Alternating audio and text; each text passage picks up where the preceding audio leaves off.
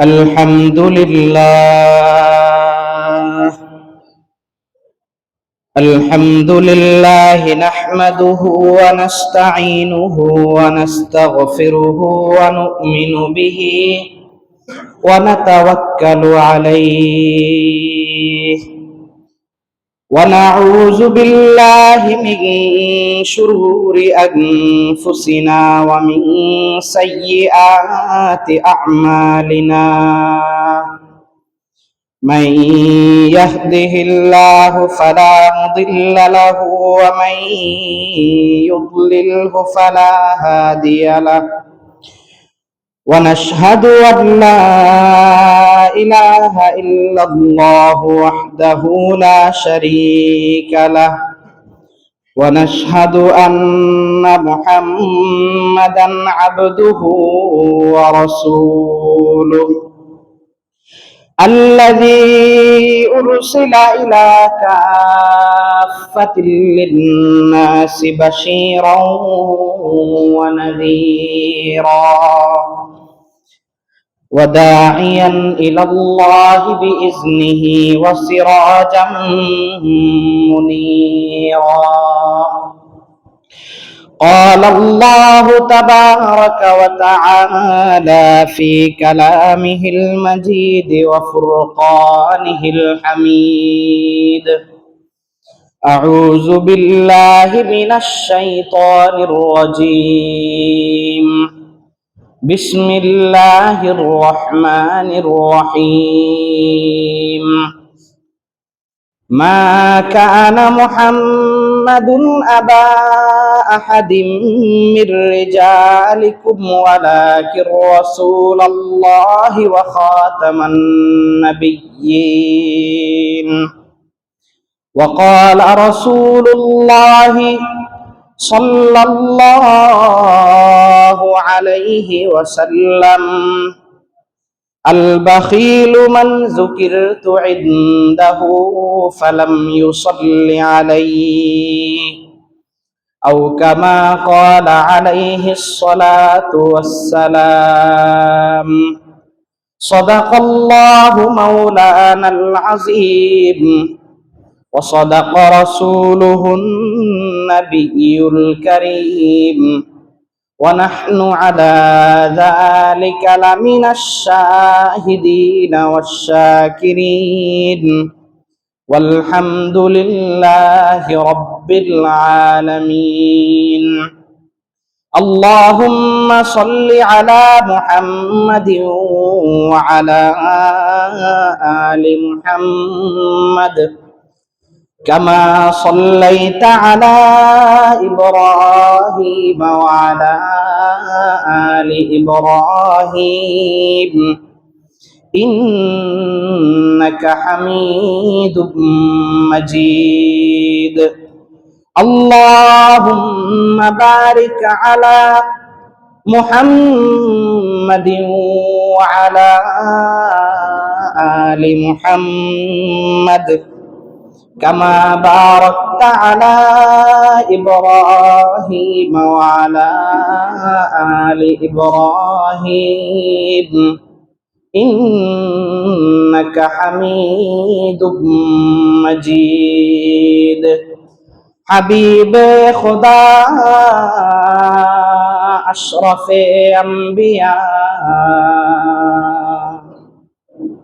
کہ عرش مجید اشبود متکا بلغ العلا بکمالہ کشف الدجا بجمالہ حسنت جمیع خصالہ صلوا علیہ وآلہ بلغ العلا بکمالہ کشف الدجا بجمالہ حسنت جميع خصاله صلوا عليه وآله صلى الله عليه وسلم صلى الله عليه وسلم صلى الله تعالى عليه وسلم সম্মানিত পরম শ্রদ্ধাভাজন প্রিয় মুসল্লিয়ান আযম আল্লাহ রব্বুল ইজ্জত ওয়াল জালালের দরবারে অসংখ্য অগণিত শুকরিয়া যে আল্লাহ রব্বুল আলামিন আজকের এই পবিত্র জুমার দিনে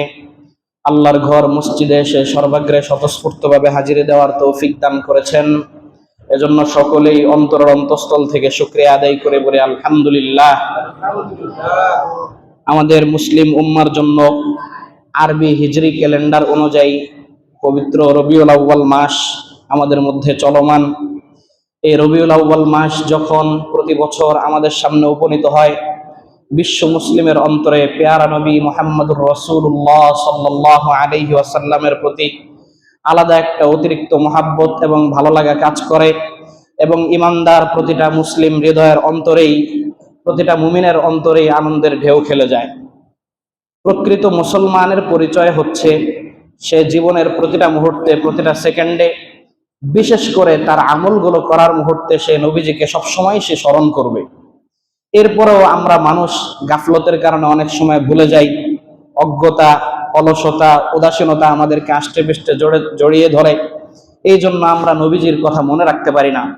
এই রবিউল আউয়াল মাসে যেহেতু নবীজি আকরাম সাল্লাল্লাহু আলাইহি ওয়াসাল্লাম সরওয়ারে কায়নাত নবীজি মুহাম্মদুর রাসূলুল্লাহ সাল্লাল্লাহু আলাইহি সাল্লাম এই মাসে আগমন করেছেন, এই জন্য ওনার কথাটা আমাদের স্বভাবগতভাবেই বেশি স্মরণ হয় এবং সেই স্মরণটাকে কেন্দ্র করেই আমরা এই মাসে নবীজি সাল্লাল্লাহু আলাইহি সাল্লামের সংক্ষিপ্ত আলোচনাগুলো জানার চেষ্টা করি। সিরাতের মৌলিক আলোচনাগুলো জানার পূর্বে সংক্ষেপে একটা জিনিস জানা দরকার।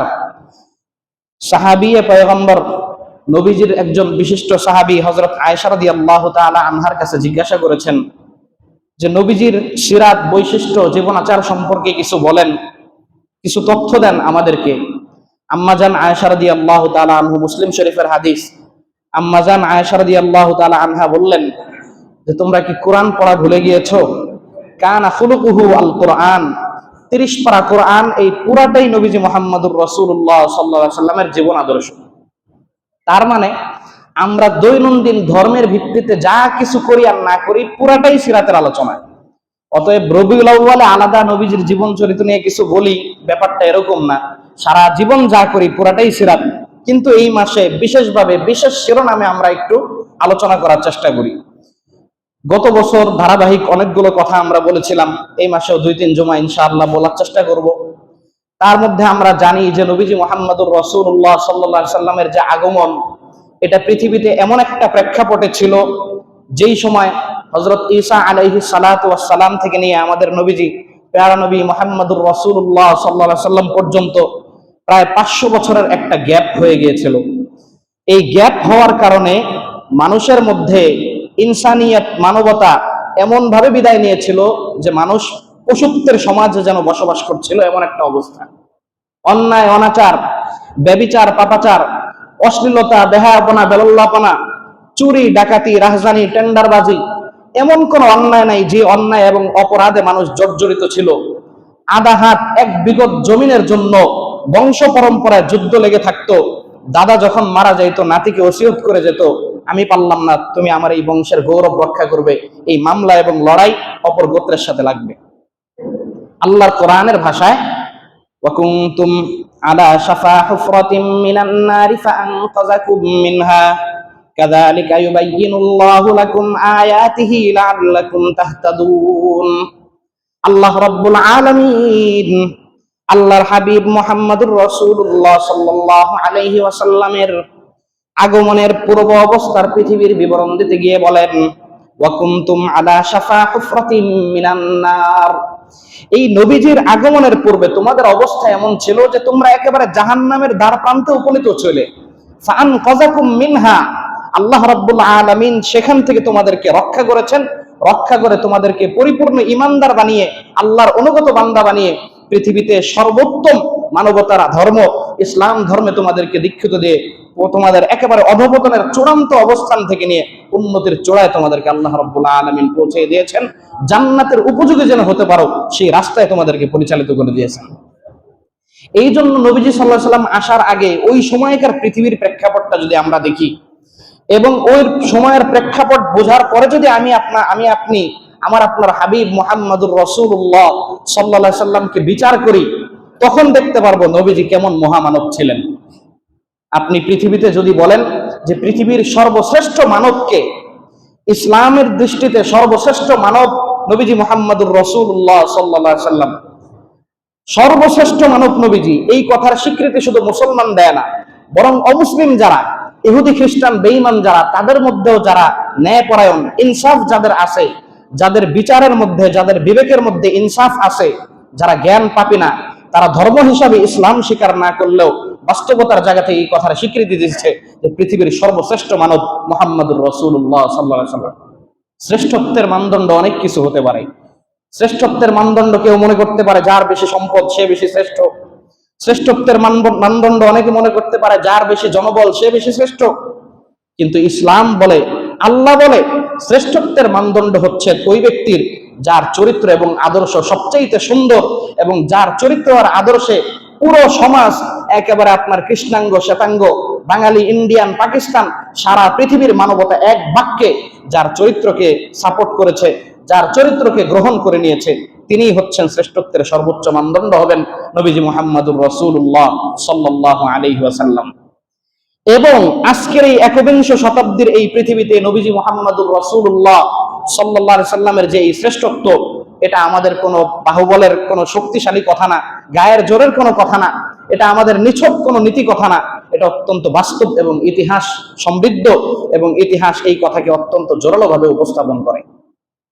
নবীজি মুহাম্মদুর রাসূলুল্লাহ সাল্লাল্লাহু আলাইহি সাল্লাম সারা পৃথিবীতে যখন সহি নাহাজ নাই, সহি নাহাজ যখন বিলুপ্ত হয়ে গেছে, সঠিক ধারা যখন বিলুপ্ত হয়ে গেছে, পুরা কুফরের সয়লাব, এমন সময় কুফর শিরকের সয়লাবের মুহূর্তে নবীজি যখন আসলেন, বিআসাতে নববী, প্রাতিষ্ঠানিক নবুয়ত, আল্লাহর পক্ষ থেকে আল্লাহর হাবিব সাল্লাল্লাহু আলাইহি সাল্লাম নবুয়ত লাভ করার পর উনি যখন দাওয়াত দেওয়া শুরু করলেন, ইসলামের বাণী প্রচার শুরু করেছেন, উনি প্রথম বাণী দিয়েছেন, ইয়া আইয়ুহান নাস কুলু লা ইলাহা ইল্লাল্লাহু তুফলিহুন। এই যে দাওয়াত, দাওয়াতের ক্ষেত্রে আমাদের অনেকের মন মানসিকতা এরকম যে এখানে মানে পজিটিভিটা খুব দরকার, ইতিবাচক মনোভাব নিয়ে, ইতিবাচক দৃষ্টিভঙ্গি নিয়ে দাওয়াত দেওয়া, এটা ঠিক আছে কথাটা। কিন্তু আপনি যখন কোন একটা জাতিকে শতভাগ বাস্তব সত্যের দিকে ডাকবেন, হাজারো ভ্রান্তির থেকে মুখ ফিরিয়ে শতভাগ সত্য বাস্তবসম্মত জিনিসের দিকে ডাকবেন, তখন আপনার নিজের নৈতিকতার শক্তির জন্য আপনাকে এখানে নেতিবাচক দৃষ্টিভঙ্গি রাখতে হবে। নবীজি প্রথমে বললেন, লা ইলাহা ইল্লাল্লাহ, আমি মানি না পৃথিবীতে আল্লাহ ছাড়া কোনো রব আছে, অতএব পৃথিবীতে যদি কোনো রব এবং পরিচালক, মাবুদ, ইবাদত পাওয়ার হকদার যদি থাকে, তিনি হচ্ছেন হুয়াল্লাহ, কে? আল্লাহ রাব্বুল আলামিন। এই যে এইভাবে দাওয়াত দিলেন, বাহ্যিকভাবে একটা নেতিবাচক ভূমিকায় নবীজি এখানে ছিলেন। কেন ছিলেন? পজিটিভিটির সাথে দাওয়াত দিয়েছেন, ইতিবাচক দৃষ্টিতে দাওয়াত দিয়েছেন, কিন্তু প্রথমে মানুষের বিশ্বাসের মধ্যে শক্তভাবে একটা আঘাত করেছেন। এই নবীজি মুহাম্মদুর রাসূলুল্লাহ সাল্লাল্লাহু আলাইহি সাল্লাম আসার পরে পৃথিবীর চেহারা পরিবর্তন হয়ে গিয়েছে।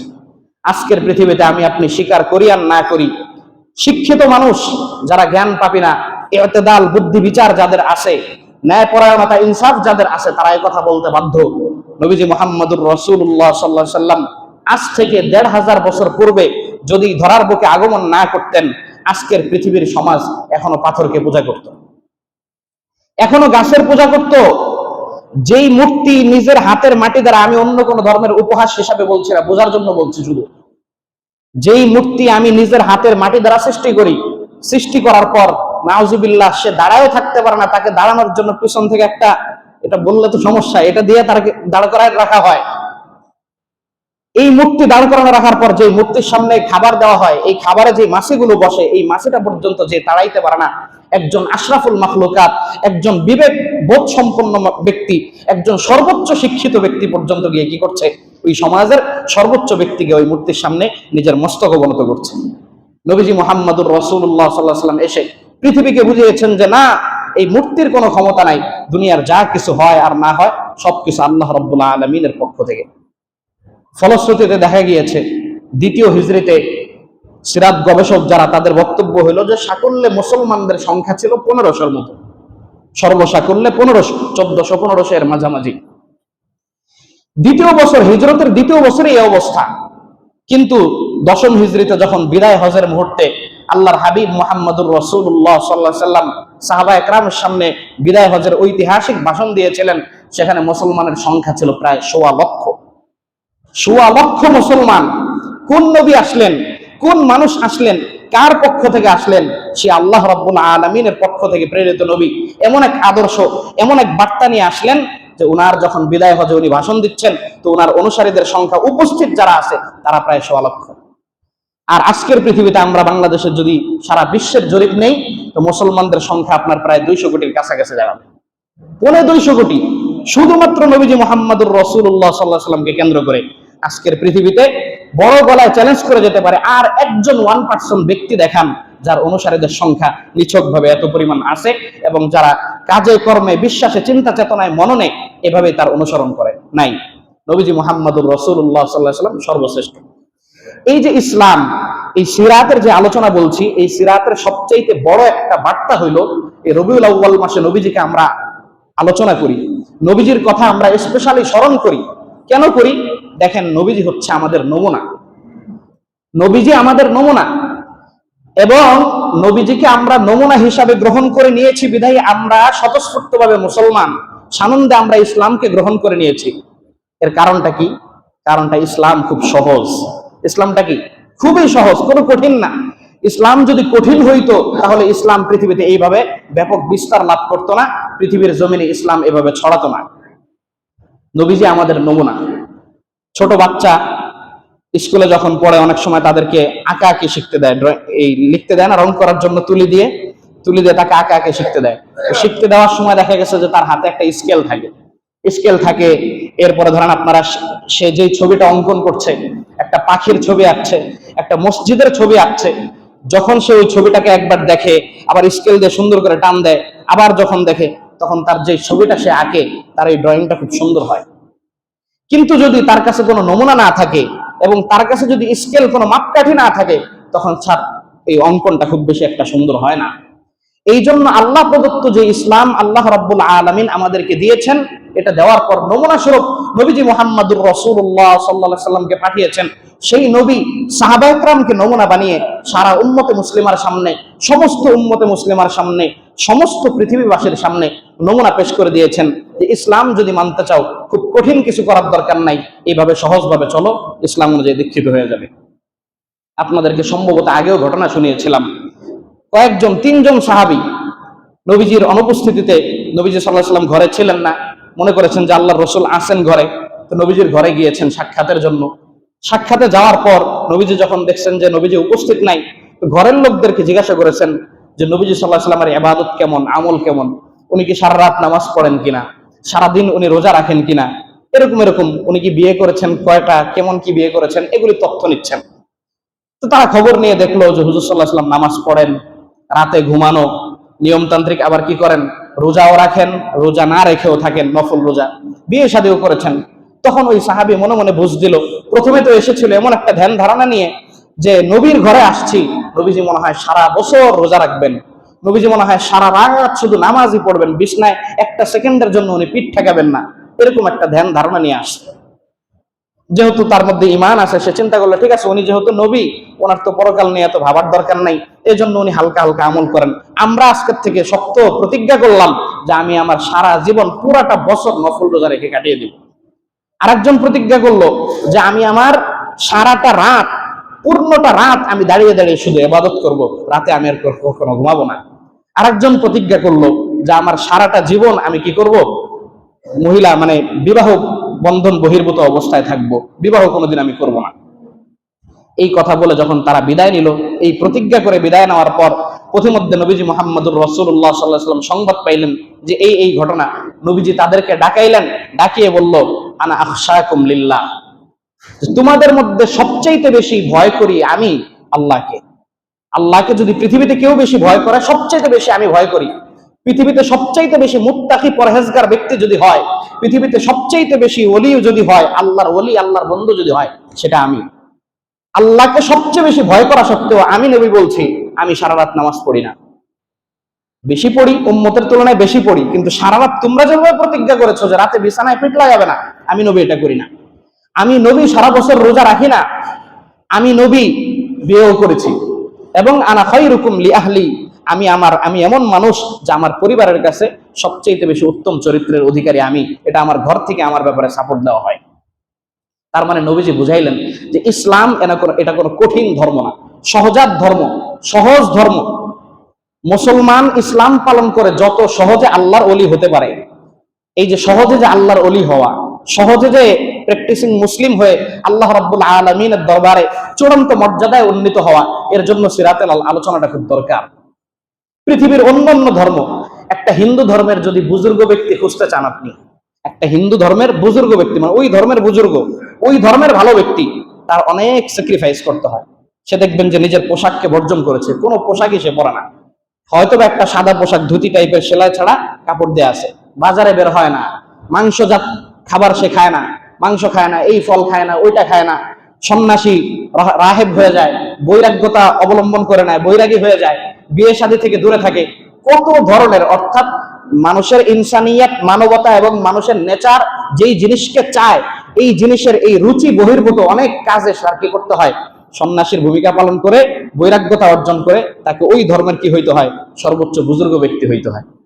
কিন্তু ইসলাম ধর্মে দেখেন, সমাজের সবচেয়ে বড় পীর সাহেব যিনি, সমাজের সবচেয়ে বড় আল্লাহওয়ালা বুজুর্গ মানুষটাও যিনি, উনিও 3 বেলা খানা খান, আপনিও যেমন 3 বেলা খানা খান।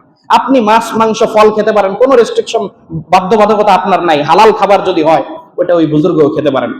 মসজিদের ইমাম সাহেব নামাজ পড়ান, ওনার মাথায় যেমন কাপড়ের টুপি, আপনার মাথায়ও কাপড়ের টুপি, ওনার শরীরে যেমন কাপড়ের পাঞ্জাবি, আপনার শরীরেও কাপড়ের পাঞ্জাবি, কোনো ভেদাভেদ নাই। অত্যন্ত সহজ জিনিস ইসলাম।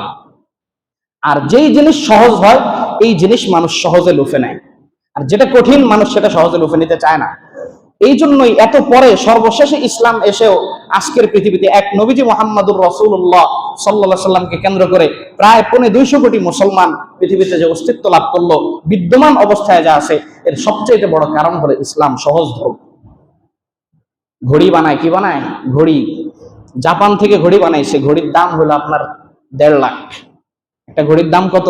1.5 লাখ। বানায় বলছে না, যে বসুন্ধরার ভিতরে বিভিন্ন সিটিতে বড় বড় মার্কেট আছে, আমার অভিজ্ঞতা আছে, একটা কাঁচ পাল্টানোর জন্য যাওয়া হয়েছে, ভাই এই কাঁচটা কত, এই কাঁচটা কত, বলছে যে এই কাঁচের দাম, উপরে যে কাঁচটা থাকে এই কাঁচের দাম হলো 74,000 টাকা। কাঁচের দাম কত? 74,000। দেখেন কেন? তার মানে এই এত দামি ঘড়ি, 1.5 লক্ষ 2 লক্ষ টাকা দিয়ে ঘড়ি পরার মতো মানুষও আছে, যে ঘড়ি জাপান বানাইছে। সেম ওই ঘড়িটাই একেবারে দেখতে যেন একটু বোঝা না যায়, সেম কোয়ালিটি রক্ষা করে এই ঘড়িটা চায়না বানাইছে, এবং ওইটার দাম দিয়েছে মাত্র 1,500 টাকা। কত? 1,500 টাকা। সমাজের 1 থেকে 2% মানুষ যারা খুব বেশি এরকম আড়ম্বর প্রিয় মানুষ, তারা হয়তো বা ওই 1.5 লাখ 2 লাখ টাকা খরচ করে 3-4টা ঘড়ি পড়বে, আর অধিকাংশ মানুষ, লক্ষ নয় কোটি কোটি মানুষ, এই চায়নার যেটা সেম কোয়ালিটি রক্ষা করে যেটা বানাইছে ওই 1,500 টাকা দিয়ে ওটা কিনবে। কেন? এটা সহজ। এটা কি সহজ?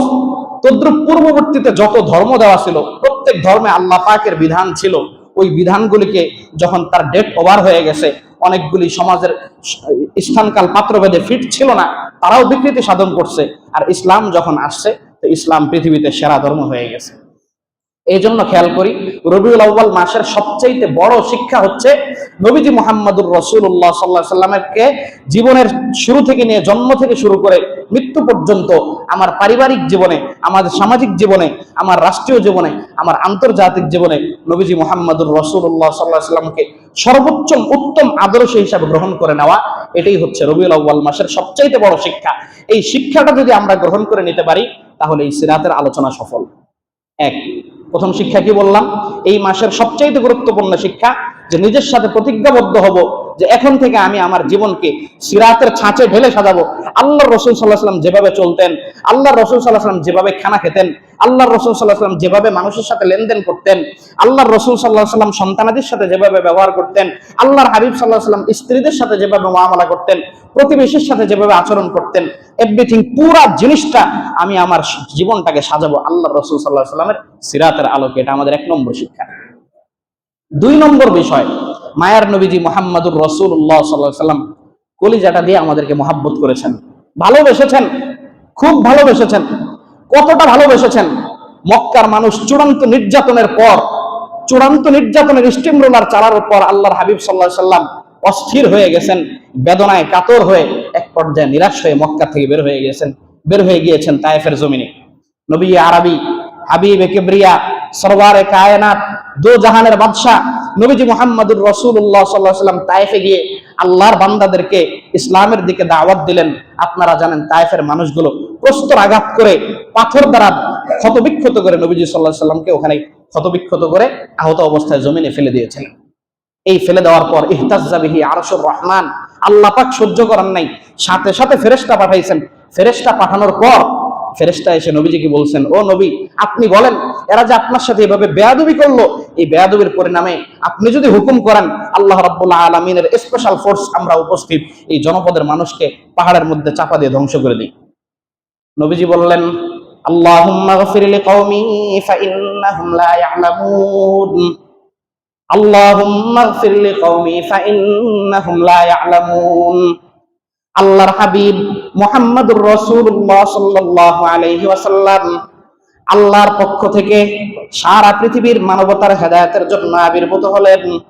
আবির্ভূত হওয়ার পর উম্মতের প্রতি এই পরিমাণ মায়া মহাব্বত লালন করতেন, স্বয়ং আল্লাহ কোরআনের মধ্যে নাযিল করে দিয়ে বলেন, ফালাআল্লাকা বাখিউন নাফসাকা আলা আসারিহিম ইল্লাম ইউমিনু বিহাযাল হাদিসি আসাফা। আল্লাহ নিজেই একবার বলছেন যে, ও নবী, এই উম্মতকে এত মহব্বত আপনি করতেছেন, আপনি কি এদের পিছনে নিজেকে শেষ করে দিবেন এভাবে? আমি আল্লাহও তো চাই না যে আপনার এভাবে শেষ করে দেওয়া দরকার। এই মায়ার নবী সর্বোচ্চ মহাব্বত নিয়ে আল্লাহকে বললেন, ও আল্লাহ, মক্কার জমিনে ইসলামের দাওয়াত আমি দিলাম, মক্কার মানুষগুলো আমার কথা শুনলো না, তায়েফের মধ্যে গেলাম, তায়েফের লোকগুলো আমার সাথে বাজে ব্যবহার করলো, আপনি ফেরেশতা পাঠিয়ে তাদেরকে ধ্বংস করে দেওয়ার জন্য বললেন। ও আল্লাহ, আমি রহমাতুল লিল আলামিন আপনার কাছে দরখাস্ত করলাম, আজকে যেই যেই লোকগুলো আমার সাথে বাজে ব্যবহার করেছে এদের সকলকে আমি ক্ষমা করে দিলাম। যে লোকগুলো আমার সাথে বাজে ব্যবহার করছে এদেরকে আমি ক্ষমা করে দিলাম। কারণ নবীজি আশা করছেন যে এরা আমার সাথে বাজে ব্যবহার করছে, কিন্তু হতে পারে এরাও হেদায়েত পাবে, এরাও যদি হেদায়েত না পায় তো এদের পরবর্তী প্রজন্ম জেনারেশন হেদায়েত পাবে, তারাও আমার উম্মতের দলভুক্ত হবে। এরপর আল্লাহ রাব্বুল আলামিন আয়াত নাযিল করেন, লাকাদ জাআকুম রাসূলুম মিন আনফুসিকুম আজিজুন আলাইহি মা আনিতুম হারিসুন আলাইকুম বিল মুমিনিনা রাউফুর রহিম। আল্লাহ রাব্বুল আলামিন কোরআনের মধ্যে আয়াত নাযিল করে দিয়ে বলেন, ওয়া মা আরসালনাকা ইল্লা রাহমাতাল লিল আলামিন। দুনিয়াতে আমি বিশ্বনবী মুহাম্মদুর রাসূলুল্লাহ সাল্লাল্লাহু আলাইহি ওয়াসাল্লামকে সারাটা দুনিয়ার জন্য রহমত হিসাবে বানাইলাম। সারা দুনিয়ার জন্য কি হিসাবে বানালাম? রহমত হিসাবে বানালাম। এই রহমত হিসাবে বানানোর পর আল্লাহ বলছেন, লাকাদ জাআকুম রাসূলুম মিন আনফুসিকুম আজিজুন আলাই মা আনিতুম হারিসুন আলাইকুম বিল মুমিনিন।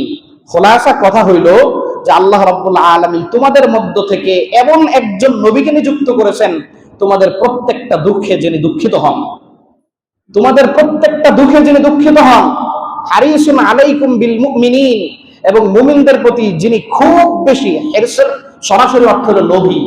লোভ কাকে বলে? যে জিনিসের প্রতি আগ্রহ, অর্থাৎ উম্মতের প্রতি সর্বোচ্চ মায়া মহাব্বত লালনকারী হচ্ছে বিশ্বনবী মুহাম্মদুর রাসূলুল্লাহ সাল্লাল্লাহু আলাইহি ওয়াসাল্লাম।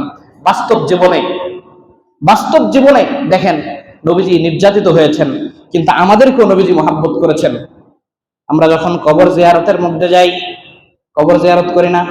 হাদিসের মধ্যে আসছে, বান্দা যখন কবরের সামনে যাবে প্রথম কাজ, আসসালামু আলাইকুম ইয়া আহলাল কুবুর, আসসালামু আলাইকুম ইয়া আহলাল কুবুর দার কওমিন মুমিনিন ওয়া ইন্না ইনশাআল্লাহু বিকুম লাহিকুন। কবরে গিয়ে সালাম দিয়ে বলতেছে যে, ভাই আসসালামু আলাইকুম ইয়া আহলাল কুবুর, হে কবরবাসী, হে মুমিনদের বাড়িতে অবস্থানকারী কবরবাসীরা, তোমাদের উপর সালাম, এবং ওয়া ইন্না ইনশাআল্লাহু বিকুম লাহিকুন, অচিরেই আমিও তোমাদের সাথে সাক্ষাৎ করব। অচিরেই কি করব? আমিও তোমাদের সাথে সাক্ষাৎ করব। এবং পরবর্তীতে যত মানুষ আসবে তাদের সাথেও নবী আকরাম সাল্লাল্লাহু আলাইহি ওয়াসাল্লামের সাক্ষাৎ হবে। এই জায়গায় নবীজি সাল্লাল্লাহু আলাইহি ওয়াসাল্লাম ইমানদারদেরকে ভাই বলে সম্বোধন করছেন। কি করেছেন? ভাই বলে। সাহাবা একরাম প্রশ্ন করলেন, হুজুর, আলাসনা ইখওয়ানানা আলাসনা ইখওয়ানাকা, ও আল্লাহর হাবিব, আপনি ওনাদেরকে ভাই বললেন, আমরা কি আপনার ভাই না? পরবর্তী মুসলমানদেরকে আপনি ভাই বললেন, আমরা কি আপনার ভাই না? নবীজি বললেন, আনতুম আসহাবি, বলে ও আমার সাহাবীরা, তোমরা হলে আমার সাহাবী, তোমরা কি আমার? আপনার ভাই কারা? আল্লাযীনা ইয়াতুনা বা'দাকুম, সাহাবায়ে কেরামের পরে কিয়ামত পর্যন্ত যত মুসলমান আসবে তারা সকলেই হচ্ছে আমি নবী রাহমাতুল লিল আলামিনের ভাই। আমি নবী রাহমাতুল লিল আলামিনের ভাই। তার মানে যারা নবীজিকে দেখছেন তারা হয়েছেন সাহাবী, নবীজিকে দেখে ঈমান এনেছেন, মৃত্যু পর্যন্ত ঈমানের উপর ছিলেন, নবীজির সংস্পর্শ সান্নিধ্য অবলম্বন করেছেন, সান্নিধ্য প্রাপ্ত হয়েছেন, তারা হয়েছে সাহাবী। যেই সৌভাগ্য আমাদের হয় নাই, সৌভাগ্য থেকে বঞ্চিত হতে পারি। নবীজি আমাদেরকে বলেন নাই, নবীজি আমাদেরকে ভাই বলে সম্বোধন করেছেন এবং কতটা মহাব্বত করেছেন আমাদেরকে, কতটা ভাই বলে সম্বোধন করেছেন এর একটা নমুনা দেখেন।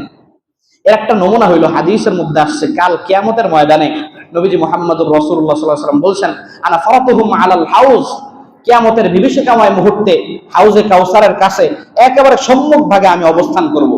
শুধু হাউজে কাউসার না, কাল কিয়ামতের হিসাবের কঠিন মুহূর্তে আল্লাহর হাবিব সাল্লাল্লাহু আলাইহি ওয়াসাল্লাম স্পেশাল ইমানদারদের জন্য, যারা আমলদার, যারা নবীজিকে মহব্বত করে, তাদের জন্য হাউজে কাউসারের পাশে অবস্থান করবেন। এবং কিয়ামতের ময়দানে যখন হিসাব হতে থাকবে, ওই হিসাবের ওই উপস্থিত, ওখানেও আল্লাহর হাবিব সাল্লাল্লাহু আলাইহি ওয়াসাল্লাম উপস্থিত থাকবেন সুপারিশ করার জন্য। এবং পুল সিরাত যখন ইমানদাররা পাড়ি দেবে, সেখানেও যেন কোনো বিপদের সম্মুখীন না হয়, এই পুল সিরাতের ঘোড়ায় নবী আকরাম সাল্লাল্লাহু আলাইহি ওয়াসাল্লাম উপস্থিত হবেন, যাতে করে উম্মত সহজে যেতে চায়। লিকুল্লি নাবিয়্যিন দাওয়াতুন মুস্তাজাবা, সময় নাই। একটা হাদিসের মধ্যে আসছে যে আল্লাহ রাব্বুল আলামিন মাঝে মাঝে অফার দিয়েছেন। বাবাজি, হযরত আদম আলাইহিস সালাতু ওয়াস সালাম থেকে শুরু করে আমাদের হাবিব শেষ নবী খাতামুন নাবিয়্যিন মুহাম্মদুর রাসূলুল্লাহ সাল্লাল্লাহু আলাইহি সাল্লাম পর্যন্ত যত নবী রাসূল আল্লাহ রাব্বুল আলামিন পাঠিয়েছেন, প্রত্যেকটা নবী রাসূলকে আল্লাহ রাব্বুল আলামিন মুহাব্বতের জায়গা থেকে স্পেশাল কিছু অফার দিয়েছিলেন। আল্লাহর নবী বলেন যে আল্লাহর যত নবীকে আল্লাহ পাক যত অফার দিয়েছেন, প্রত্যেক নবী তার পছন্দনীয় অফার অনুযায়ী আল্লাহর কাছ থেকে সেই বায়না, আল্লাহর কাছ থেকে সেই চাওয়া বুঝে নিয়েছে। আল্লাহর কাছ থেকে যার যার চাওয়া, পছন্দনীয় চাওয়া যেটা, সেটা বুঝে নিছে। কিন্তু আমি, আল্লাহ আমাকে যে অফার দিয়েছেন যে নবী আপনি কি চান, আমার চাওয়াটা আমি এখনো বুঝে নিইনি, ওটা বাকি রাখছি। সাহাবা একরাম প্রশ্ন করলেন, সেটা কি? নবীজি বললেন, শাফাআতুল লি উম্মতি ইয়াউমাল কিয়ামাহ, কাল কিয়ামতের ময়দানে আমার কলিজার টুকরা উম্মত যখন হিসাবের সামনে এসে ধরা খাবে, পুলসিরাতের সামনে ধরা খাবে, জান্নাতের রাস্তায় ধরা খাবে, ওই সময় আমি নবী রাহমাতুল লিল আলামিন আমার বান্দাদেরকে সুপারিশ করার জন্য এই স্পেশাল অফারটা আমি এখন রিজার্ভ রেখে দিয়েছি। সুবহানাল্লাহ। তাহলে দেখেন, নবীজি বললেন যে আল্লাহ আমাকে একটা অফার দিয়েছে, কিন্তু সেই অফার আমি গ্রহণ করে নাই। আল্লাহ বলছি আমার চাওয়াটা আমি কিয়ামতের দিন চাবো। সাহাবা একরাম প্রশ্ন করলেন, নবী আপনি আপনার বান্দাদেরকে চিনবেন কিভাবে, আপনার উম্মতদেরকে চিনবেন কিভাবে? প্রশ্ন আসে না যে লক্ষ লক্ষ কোটি কোটি মানুষ, এর মধ্যে নবীজি সাল্লাল্লাহু আলাইহি ওয়াসাল্লাম এই অফিসার্স কলোনির আপনাকে আপনাকে আপনাকে কিভাবে চিনবে? এরপরে নবীজি উদাহরণ দিচ্ছেন, বিশাল বড় একটা ঘোড়ার পাল, বিশাল বড় একটা ঘোড়ার পাল, সবগুলো কালো ঘোড়া। কি ঘোড়া? কালো ঘোড়া। এই কালো ঘোড়ার মধ্যে স্পেশাল জায়গায় জায়গায় এমন কিছু ঘোড়া আছে, মুয়াত্তা মালিকের মধ্যে হাদিস আসছে, কিছু কিছু ঘোড়ার বৈশিষ্ট্য এমন, ওই ঘোড়ার কপালের মধ্যে সাদা দাগ জলজল করে। কি করে? পায়ের মধ্যে জলজল করে, পা গুলো সাদা, লেজের মধ্যে সাদা দাগ জলজল করে। বলেন তো, নবীজি উদাহরণ দিয়ে বলছেন যে হাজার হাজার কালো ঘোড়ার মধ্যে যদি মাঝখানে এমন কিছু ঘোড়া থাকে যে ঘোড়ার কপালের মধ্যে সাদা চকচক করতেছে, যেই ঘোড়ার পা গুলো সাদা, যেই ঘোড়ার লেজ গুলো সাদা, বলেন তো অসংখ্য কালো ঘোড়ার মধ্যে এই সাদা ঘোড়াগুলো চিনতে কোনো সমস্যা হবে আমাদের? কোনো সমস্যা হবে না।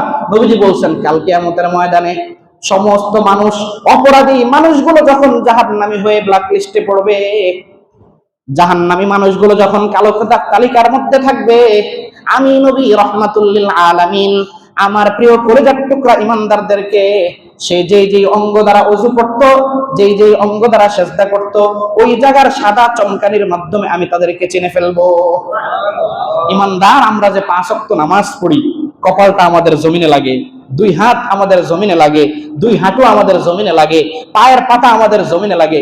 এইজন একজন মানুষ যখন মারা যায়, তার এই সিজদার জায়গাগুলোর মধ্যে এক্সট্রা সুগন্ধি কর্পূর লাগায় দেওয়া হয়, দেওয়া হয় না? নবীজি বলছেন ওযু যখন করবা, তোমার মুখমণ্ডল ধুচ্ছো, ইয়াতুনা ইয়াউমাল কিয়ামাতি যুররাম মুহাজ্জালিন, ইমানদার যে ওযু করলা, এই অজুর অঙ্গগুলো কাল কিয়ামতের ময়দানে চমকাইতে থাকবে। ইমানদার নামাজ পড়ছো, এই অঙ্গগুলো কাল কিয়ামতের ময়দানে চমকাতে থাকবে। অসংখ্য ব্ল্যাকলিস্টের মধ্যে, সমস্ত জাহান্নামের কালো তালিকার মধ্যে আমার সেই সাদা শুভ্র সফেদ জলজল যে উম্মতগুলো সেখানে আছে, তাদেরকে আমি চিনে খুঁজে খুঁজে সেখান থেকে নিয়ে আসবো। এই নবীর এই শাফাআত আমরা পেতে রাজি আছি কিনা? রাজি আছি? এই রাজি থাকতে হইলে একটা কাজ করতে হবে, যেটা এই সিরাতের মাসে সবচেয়ে বেশি, সেটা হলো দুরুদের আমল করতে হবে। কি করতে হবে? দুরুদ শরীফের আমল। قال رسول الله صلى الله عليه وسلم إن لله ملائكة سياحين في الأرض يبلغونني من أمة السلام। আল্লাহর হাবিব মুহাম্মাদুর রাসূলুল্লাহ সাল্লাল্লাহু আলাইহি ওয়াসাল্লাম সারাটা জিন্দেগি ইসলামের দাওয়াত দিলেন। মুসলমান ইসলাম ধর্মে দীক্ষিত হলো। দুনিয়ার থেকে যখন চলে যাচ্ছেন, সমস্ত মানুষদেরকে, সারা পৃথিবীর কিয়ামত পর্যন্ত সমস্ত উম্মতে মুসলিমাকে বলতেছেন, ইন্না লিল্লাহি মালাইকাতান সাইয়াহিনা ফিল আরদ। ও আমার কলিজার টুকরা উম্মতেরা, আমি নবী দুনিয়ার থেকে চলে গেলাম, যাওয়ার আগে তোমাদেরকে একটা সংবাদ দিয়ে যাই। সাহাবা একরাম বললেন, হুজুর কি সংবাদ? নবীজি বলেন, কিয়ামত পর্যন্ত আল্লাহর পক্ষ থেকে স্পেশাল একটা ফেরেশতার বাহিনী থাকবে। কিয়ামত পর্যন্ত আল্লাহর পক্ষ থেকে স্পেশাল দায়িত্বে নিয়োজিত আলাদা বিশেষ ফোর্স থাকবে ফেরেশতা। বলে তাদের দায়িত্ব কি? নবীজি বলেন, ইউবাল্লিগুনানি মিন উম্মাতিস সালাম। আমি নবী রাহমাতুল লিল আলামিন দুনিয়া থেকে ইন্তেকাল করলাম, আমার যেই উম্মতগুলো আমাকে দেখবে না, কিয়ামত পর্যন্ত আমার উপর দুরূদ শরীফ পড়বে, এই প্রত্যেকটা মুসলমান দুরূদ পড়া মাত্রই আল্লাহ রাব্বুল আলামিন সেই বিশাল স্পেশাল ফেরেশতার বাহিনীর মাধ্যমে আমি নবী রওজায়ে আতহারের মধ্যে তার দুরূদটাকে পাঠিয়ে দেয়। সুবহানাল্লাহ। যত মানুষ আমাকে তো দেখে নাই, আমি নবীকে মহব্বত করছে, আমি পৃথিবী থেকে বিদায় হওয়ার পর 1000 বছর পরে সে আসছে, 1500 বছর পর কল্যাণপুরে জন্মগ্রহণ করছে, হুজুররা বলছে, বিশ্বাস করছে, নবীজির প্রতি মহব্বত লালন করছে, দুরূদ শরীফ পড়ছে। আল্লাহ বলছেন, এই মানুষের দুরূদের হাদিয়াগুলিকে সংগ্রহ করার জন্যই ফেরেশতাদের একটা স্পেশাল বাহিনী থাকে, যাদের কাজই হলো, আপনি অফিসার্স কলোনির অন্ধকার একটা সিঁড়ির নিচেও যদি আপনি 2 রাকাত নামাজ পড়ে দুরূদ শরীফ পড়েন, এই জায়গা থেকেও দুরূদের হাদিয়া রওজায়ে আতহারে যাবে। আপনার ঘরের অন্দর মহলে গোপন রুদ্ধদ্বার কামরার মধ্যে যদি আপনি দুরূদ পড়েন একবার সাল্লাল্লাহু আলাইহি ওয়াসাল্লাম, এই দুরূদের হাদিয়া রওজায়ে আতহারের মধ্যে যাবে। বিমানে চলবেন, ওখানে দুরূদ পড়বেন, ওখান থেকে ফেরেশতা এই দুরূদের হাদিয়া রওজায়ে আতহারে নবীজি মুহাম্মদুর রাসূলুল্লাহ সাল্লাল্লাহু আলাইহি ওয়াসাল্লামের কাছে হাদিয়া পাঠাবেন। এইবার আসেন, এই দৃষ্টান্তটা যদি বুঝেন, যে বেশি বেশি দুরূদ পড়বে, আল্লাহর রাসূল বলেন, ওয়া ইন্না আওলান নাসি বিয়াউমাল কিয়ামাতি আকসারুহুম সালাতান।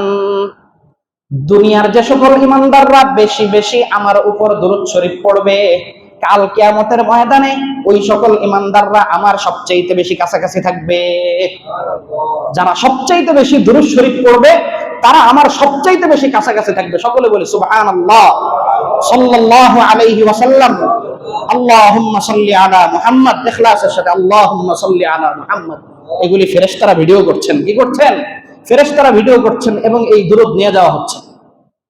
দুনিয়ার মধ্যে একজন মানুষ যদি কোন একটা মন্ত্রণালয়ের দায়িত্ব পায়, গত 12 ফেব্রুয়ারির নির্বাচনে নতুন দল সরকার গঠন করছে, এমন এমন কয়েকটা চেহারা আমাদের সামনে আসছে, যাদেরকে আমরা ইতিপূর্বে কোনোদিন চিনতাম না। কথা বলেন, চিনতাম না। কিন্তু নতুন মানুষ যখন দায়িত্বে আসে, তো কোন মন্ত্রণালয়ের মধ্যে যদি নতুন কোন লোক নিয়োগ হয়, যেই মন্ত্রণালয়টা জনগণের সাথে বেশি রিলেটেড, মানে বেশি সংশ্লিষ্টতা রাখে, সেই মন্ত্রণালয়ের মন্ত্রী, সেখানকার এমপি, ওই জায়গার দায়িত্বশীল, তাকে মানুষ সহজে চেনা যায়। 1 দিন 2 দিন 3 দিন যেতে যেতে, ও সালাউদ্দিন সাহেব, ও অমুক, হ্যাঁ। কিন্তু তাকে দেখা গেছে যে তার 1-2 টার্ম আগে মানুষ চিনত না। কেন? অর্থাৎ ঘন ঘন আমি আমার যেই জিনিসটা প্রয়োজন, আমার প্রয়োজনটা যেই মন্ত্রণালয়ের সাথে সম্পৃক্ত, ওই মন্ত্রণালয়, ওই নামটা বেশি বেশি উচ্চারিত হওয়ার কারণে আমি ওটা চিনে ফেলছি। যেমন ধরেন, এখানে যিনি হুজুর হবেন, ওনাকে আপনারা সবাই চিনবেন, কিন্তু হুজুরের পক্ষে কি সম্ভব হুজুর একেবারে স্পেসিফিক আলাদা, প্রত্যেককে আলাদা আলাদা ধরে ধরে হুজুর চিনবেন? চেনাটা সম্ভব না। কিন্তু যদি মুয়াজ্জিন সাহেব বলে, হুজুর আপনার অমুক মুসল্লি আব্দুল্লাহ সাহেব আপনাকে সালাম বলছেন, আচ্ছা আমি প্রথম কি মনে করবো, আব্দুল্লাহ সাহেব, ঠিক আছে, ওয়ালাইকুম ওয়া আলাইহিস সালাম, উত্তর দিয়ে দেব। এরপরে পরের শুক্রবারে মুয়াজ্জিন আবার বলে, হুজুর আব্দুল্লাহ নামক একজন মুসল্লি আপনাকে সালাম বলছেন, কি মনে হবে? আচ্ছা, ওই যে গত সপ্তাহে যে বললো সে। 3 দিন পরে মুয়াজ্জিন সাহেব আবার ফোন দিয়ে বলে, হুজুর আপনার অমুক মুসল্লি আব্দুল্লাহ আপনাকে সালাম বলছেন। এইভাবে যদি বলতে বলতে হঠাৎ করে কোনদিন যদি সেই আব্দুল্লাহ নামক মুসল্লি হুজুরের সাথে সাক্ষাৎ করে বলে, হুজুর আমি সেই আব্দুল্লাহ, ওই সময় হুজুরের কি হবে? সাথে সাথে মুআনাকা করবেন, আরে ভাই আপনার কথা আমি কত শুনছি। তদ্রুপ আপনি দুনিয়ার একজন মোহাম্মদুল্লাহ সাহেব, আপনি শাফাআত সাহেব, আপনি ফারুক সাহেব, আপনি অমুক, আপনি একবার দোয়া করছেন, ফেরেশতা গিয়ে বলে, হুজুর রেডিও অফিসার্স কলোনি থেকে অমুক মুসল্লি আপনাকে সালাম জানাইছে। এরপর আপনি যখন আবার আসর পড়েন, আসর পড়ার সময় আপনি যখন আবার পড়ছেন আল্লাহুম্মা সাল্লি আলা মুহাম্মদ, ফেরেশতা আবার গিয়ে বলছে, হুজুর রেডিও অফিসার্স কলোনির অমুক মুসল্লি আপনাকে আবার সালাম জানাইছেন। এইভাবে চিন্তা করেন, আমরা যতবার সালাম জানাতে থাকবো ততবার আমাদের নামটা রওজায়ে আতহারে আল্লাহর রাসূলের কাছে রেকর্ড হতে থাকবে, ততবার রেকর্ড হতে থাকবে। রেকর্ড হতে হতে কাল কিয়ামতের ময়দানে আপনি বলবেন যে হুজুর আমি আপনার উম্মত রেজাউল করিম, আমি আপনার উম্মত মুহাম্মদ, আমি আপনার উম্মত আব্দুল্লাহ, আমি আপনার উম্মত অমুক। এভাবে যখন আপনি বলবেন তো নবীজি আপনাকে আলিঙ্গন করবেন, যারে আমি কি তোমার ফেরেশতা কতবার বলছে, আমি শুধু মুখিয়েছিলাম যে আমার কোন বান্দাটা আমার জন্য এভাবে দরুদ পড়ে। ওই সময় নবীজি আপনাকে না নিয়ে এক কদম সামনে আগে বাড়াবেন না। এই জন্য নবীজি বলছেন, রহিমা আনফু রাজুলিন, ওই যে রমজানের সময় হাদিস শুনিয়েছিলাম, আল্লাহর হাবিব সাল্লাল্লাহু আলাইহি ওয়াসাল্লাম শেষ দশকে মিম্বরের মধ্যে উঠতে গেছিলেন। প্রথম তাকে পা দিলেন, শুধু বললেন আমিন। দ্বিতীয় তাকে পা দিলেন, তখনও বললেন আমিন। 3 নম্বর তাকে পা দিলেন, তখনও বললেন আমিন। আল্লাহর হাবিব মুহাম্মদুর রাসূলুল্লাহ সাল্লাল্লাহু আলাইহি ওয়াসাল্লাম নামাজটা যখন শেষ হইল, ফেরেশতারা প্রশ্ন করলো, ও আল্লাহর হাবিব মিম্বরে ওঠার সময় তাকে 3 বার আমিন বললেন, কারণ কি? নবীজি বললেন, আসমান থেকে ফেরেশতা আসলো, ফেরেশতা আসার পর আল্লাহর পক্ষ থেকে ঘোষণা করলো, দুনিয়াতে যখন আমার কোন উম্মত যখন আমার উপর দুরূদ পড়বে, আমি নবী যেমন তাকে স্মরণ করি, আর আমি নবী স্মরণ হওয়ার পর যখন কোন আমার উম্মত দুরূদ না পড়বে, ফেরেশতা বদদুয়া করলেন সে ধ্বংস হয়ে যাক। আল্লাহর নবী বলছেন আমিন, নাউজুবিল্লাহ। আল্লাহর নবী বলছেন আমিন।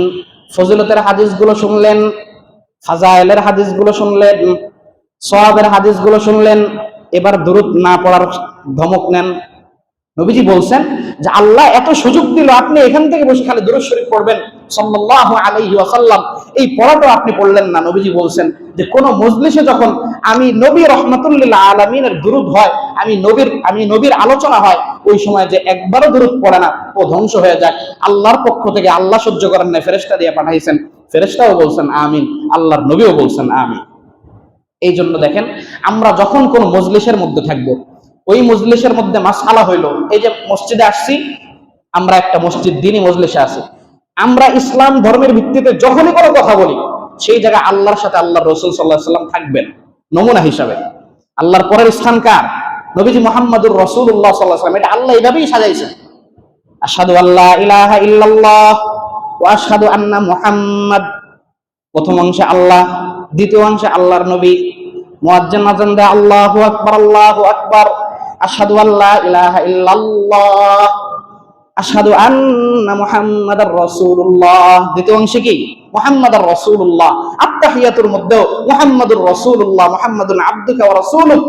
আল্লাহ পাক এভাবে দেওয়ার পর যখন দেখে যে কোন মজলিসে আল্লাহর কথা হইতেছে আর প্রসঙ্গক্রমে নবীর আলোচনাও যখন আসলো, এই মজলিসে যদি মানুষ একবারও দুরূদ না পড়ে, আপনি ওয়াজিব ছেড়ে দেওয়ার কবিরা গুনাহে লিপ্ত হবেন এবং আল্লাহর নবীর বদদুয়া আপনার জন্য অপেক্ষা করতেছে। এবার টের পাইছেন, একটু আগে একটা জোরে করে সবাইকে নিয়ে দুরূদ পড়লাম না, এমনি পড়ি না, আমার উদ্দেশ্য ছিল এইখানে এতক্ষণ আলোচনা করে একজনও যদি দুরূদ অন্তত সাল্লাল্লাহু আলাইহি ওয়াসাল্লাম এই সংক্ষিপ্ত দুরূদটা যদি আপনি একবারও না পড়েন, তাহলে আপনি ওয়াজিব তরক করেছেন। আল্লাহর নবীর এই ধমক আপনার জন্য, আল্লাহ হেফাজত করুন সকলকে। এজন্য সম্ভব যতবার নবীজির নাম একটা মজলিসে হুজুর বারবার বয়ানে খালি বারবার নবীজি বলতেছেন, তাহলে সম্ভব হলে প্রত্যেকবারই বলা। এজন্যই তো সাল্লাল্লাহু আলাইহি ওয়াসাল্লাম সংক্ষিপ্ত নবী। আপনি দুরূদ যদি আপনি আল্লাহুম্মা সাল্লি আলা মুহাম্মদ নামাজে যেটা পড়েন সেটা তো সম্ভব না, তা আপনি ওটা পড়তে হুজুর আরো কয়েকবার বলে ফেলবেন। এজন্য কথার ফাঁকে যখন আলোচনা আসবে তখন সাল্লাল্লাহু আলাইহি ওয়াসাল্লাম বারবার বলতে থাকা।